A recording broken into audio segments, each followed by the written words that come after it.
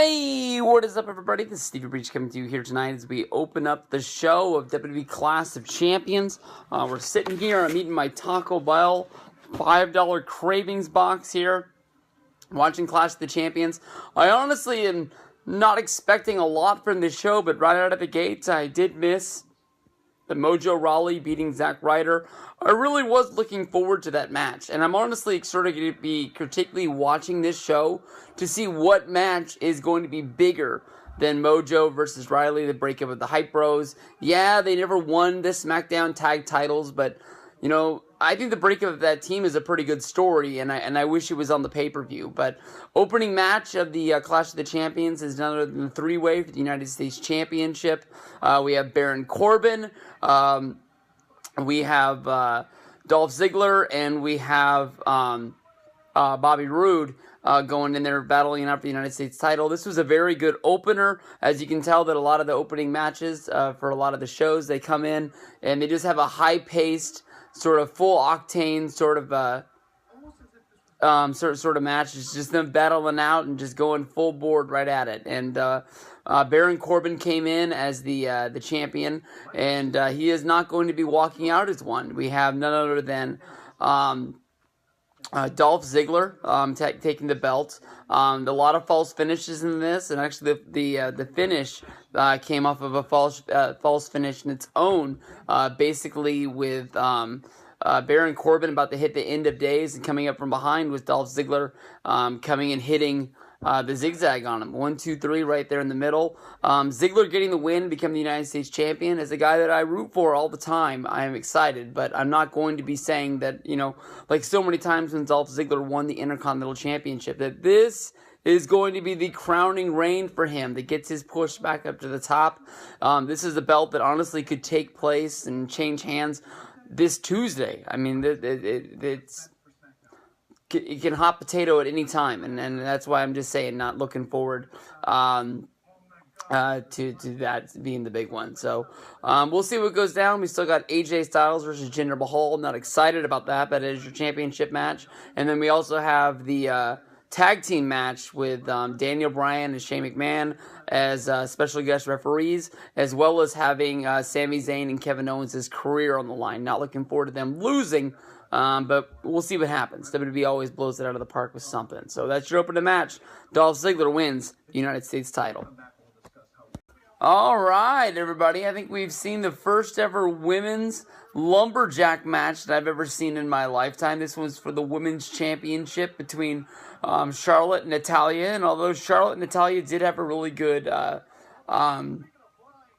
feud over the championship, with them having matches at Starrcade, as well as them having the title change to take place on SmackDown, there was a lot of storylines in this match with all of the girls out there from SmackDown, from the Riot Squad basically attacking everybody.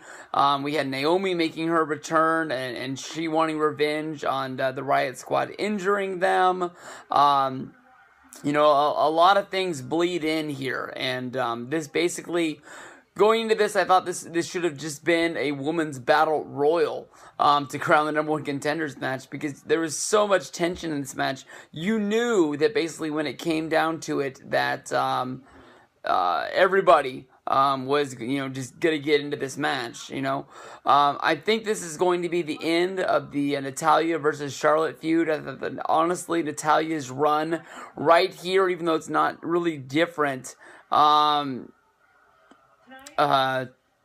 it's not anything different than what's been going down as of late, but you know, her really being in this match and her beating up on Charlotte, as well as basically you know, yelling and screaming. This was a really, really good match here, and Charlotte got a beating inside and outside of the ring throughout it. Every time she went down to the floor, you had the teams of Lana and Tamina putting the beat down on her. The Riot Squad was out there. Liv Morgan is honestly one of the hottest wrestlers I've ever seen, but as a heel, I don't get it, and I don't understand it. Basically, I don't believe it. It's almost like when you see Bayley out there doing the NWO beatdown when they do this Survivor Series battleground sort of thing, where basically it's SmackDown versus Raw and they do the invasion, and you see Bayley over there getting those sort of kicks on somebody who's down. And you know that's not what her character really stands for. But Charlotte keeps the championship here. I wouldn't be surprised if we see something with her and Naomi going against the Riot Squad at the Royal Rumble. I don't think they would go from a Lumberjack match into a Fatal 4-Way, but we're going to have to see who becomes the #1 true contender out of the Riot Squad that goes after that championship soon. Alright, I don't like to come on here and complain too much. Honestly, when I knew this match was planned out, it's a career match. There was no way in the world that Kevin Owens and Sami Zayn was going to lose this match. But honestly, first thing that comes to first, I was wondering, how in the world is this not the main event? Honestly, the Shane McMahon, Daniel Bryan storyline of GM and Commissioner being the fighting referees, both wanting to referee this match, and the rivalry between, Randy Orton, Shinsuke Nakamura, battling back from them having to lose at Survivor Series in the SmackDown vs. Raw because of Owens and Sami Zayn butting in during the match when they were not even involved in it. I think that this was a bigger match than AJ versus Jinder Mahal. When it comes down to it, as of right now, I don't even know of this match and the AJ match that's left, unless there's some sort of filler that's going to come up. And that filler, in my book, should have been filled by Mojo versus Zack Ryder. I really wanted to see that match, and as soon as this pay-per-view is over, I'm going to check that out. But I don't really think that AJ and Jinder is going to go on for 45 minutes.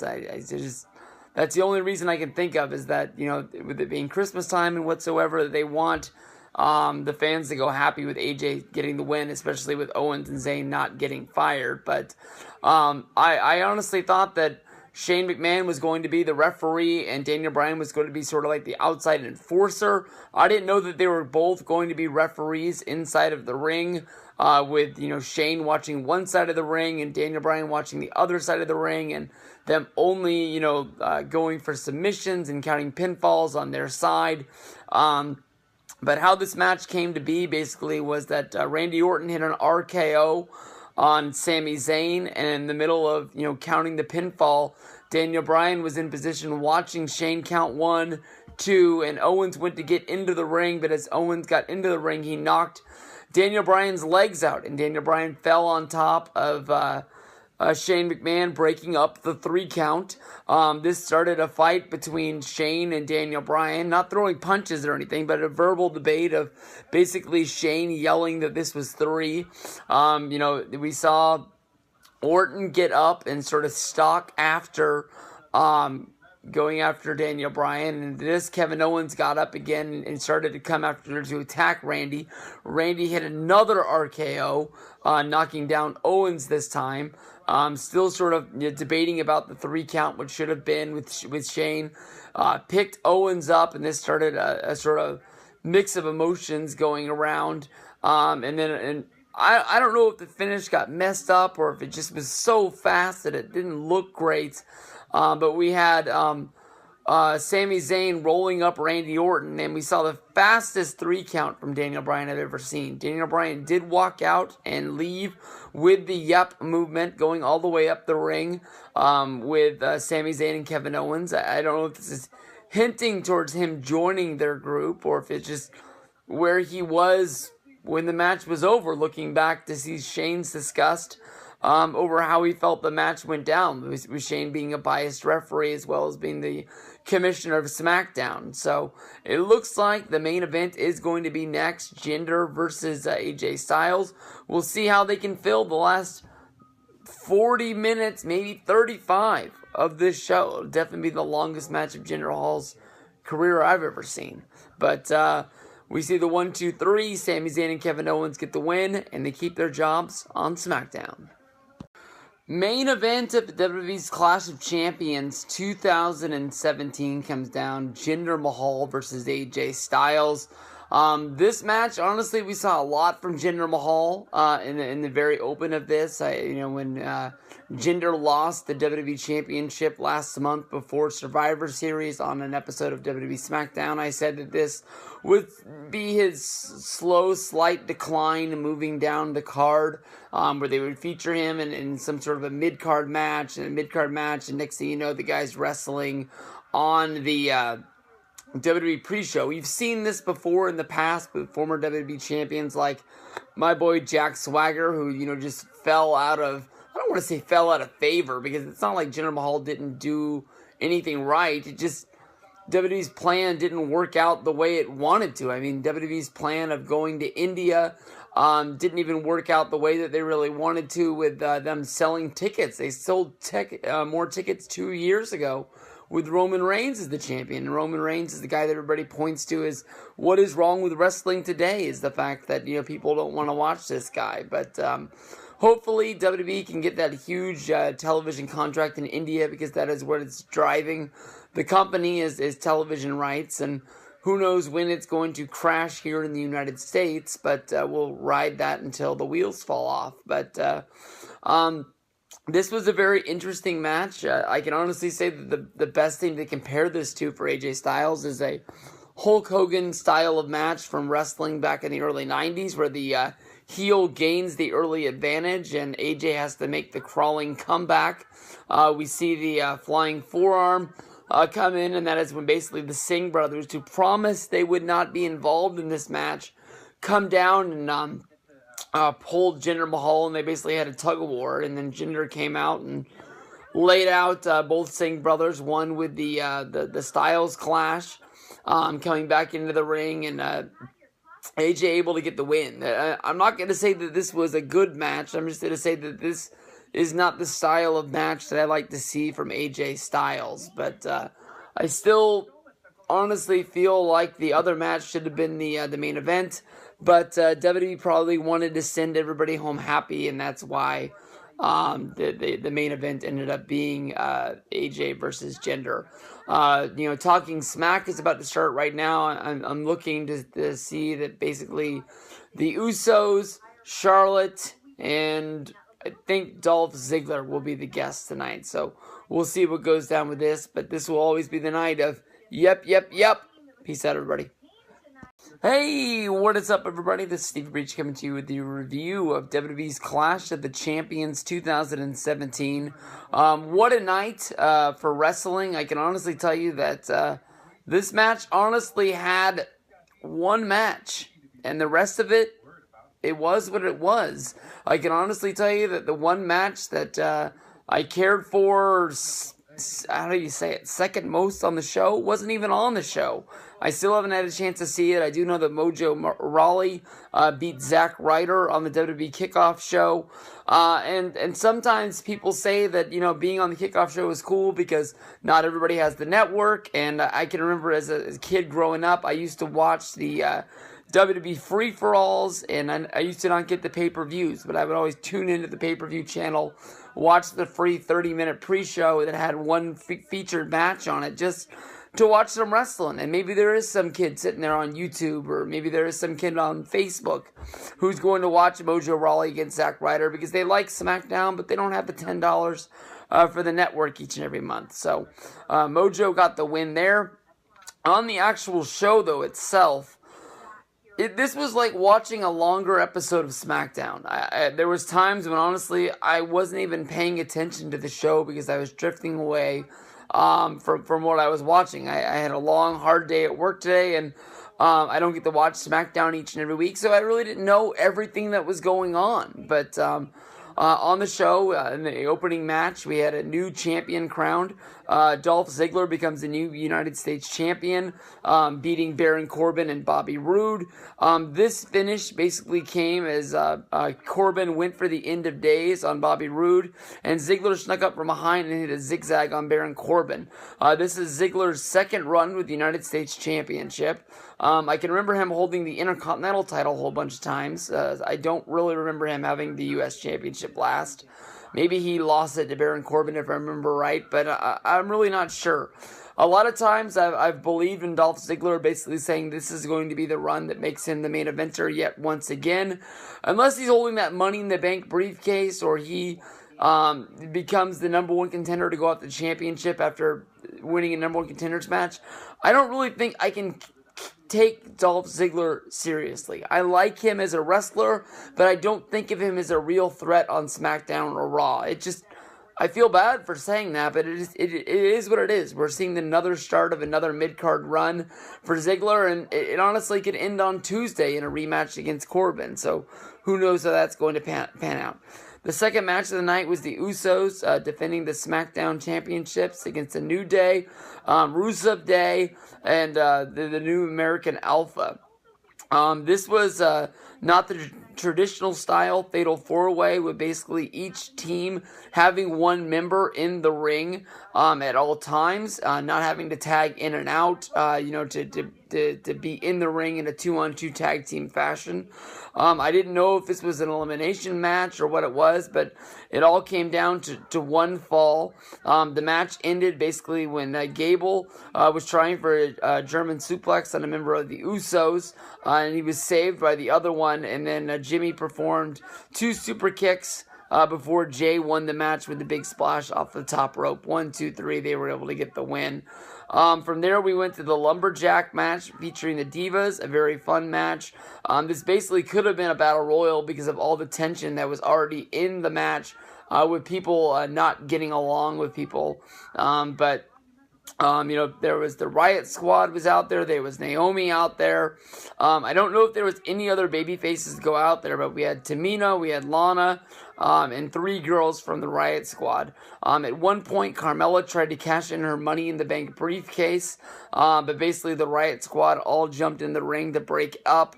And then basically Natalya went for the sharpshooter, but Charlotte was able to counter it with the figure 8 leg lock, getting the submission victory. After this, we had the in-ring promo with basically Dasha interviewing Charlotte. I'm sorry, not interviewing Charlotte, interviewing Natalya. A lot of times when they've done this in-ring interview during the pay-per-view, it signifies the start of them moving in a new direction, like when they did Mickie James last month. Mickie ended up, sort of moving down the card. I thought at the time she had retired, but it just was her signifying not being in the title hunt anymore. I think that might be where Natalya is going from here, but she did say to WWE that if you turn your back on me, I will turn your back on you. So maybe now she joins the Riot Squad, maybe she joins the Wyatts. I don't really know where she could go from here unless it's just for Total Divas, and that's the way that it's going to be. We had a squash match featuring the Bludgeon Brothers beating Breezango. Nothing much, but Bludgeon Brothers, pretty loud team in there, beating everybody up, taking everybody down. From there, we went to Kevin Owens and Sami Zayn wrestling against Orton and Nakamura. Shane McMahon and Daniel Bryan were the referees for this match, and both of them were in the ring at the same time. I honestly thought that Shane was going to be in the ring and Daniel would be on the outside, making sure Shane was being straight during the match. But Shane was very... he was helping out the baby faces. He was making faster counts for them than he was for the heels. Trying to make sure that, the rules were mostly followed, but if they were broken in one direction, that he would turn the other way. The pinfall came after Daniel Bryan was tripped into breaking up a 3 count after an RKO by Randy Orton onto Sami Zayn. But then after Randy Orton hit another RKO on Kevin Owens, there was sort of a mixed mashup between Orton and Sami Zayn, where Sami Zayn ended up rolling up Randy Orton, and Daniel Bryan made the very, very fast 1, 2, 3, pretty much the speed of maybe a 1.5 count at the most. Fast enough that I only thought that he had counted 2 and they had rang the bell on mistake. Shane McMahon, lives to see that he did not get his wish, that Owens and Zayn will stay on SmackDown. My guess from here is that they will be heavily favorited in the Royal Rumble to get to there. Maybe Owens can get a championship shot against AJ Styles at the Rumble out of this. I'm not quite sure, but in the main event, it was AJ Styles going up against Jinder Mahal. This was basically the easiest way I put it was the Hulk Hogan 1980s wrestling style match, with basically Jinder getting the early advantage and just beating up on AJ for what seemed like 10 minutes, and then AJ just coming back and getting the comeback victory after breaking up the heels dastardly duos with the Singh brothers coming down and them getting involved in the match, trying to pull Jinder out, saving him from 3 counts. We had AJ hitting the Styles Clash on the outside on one of the Singh brothers, and then getting back into the ring and rolling up Jinder. 1, 2, 3, AJ gets the win. He walks out as champion, and everybody goes home happy. So, Clash of the Champions was not the greatest pay-per-view of all time, but it does end up the year on a high note for WWE, and everybody loves the Royal Rumble to kick us off on the road to WrestleMania. So, peace out, everybody. Not the biggest 2 thumbs up in the world, but 3 hours of wrestling, $10 on the network. You can't go wrong.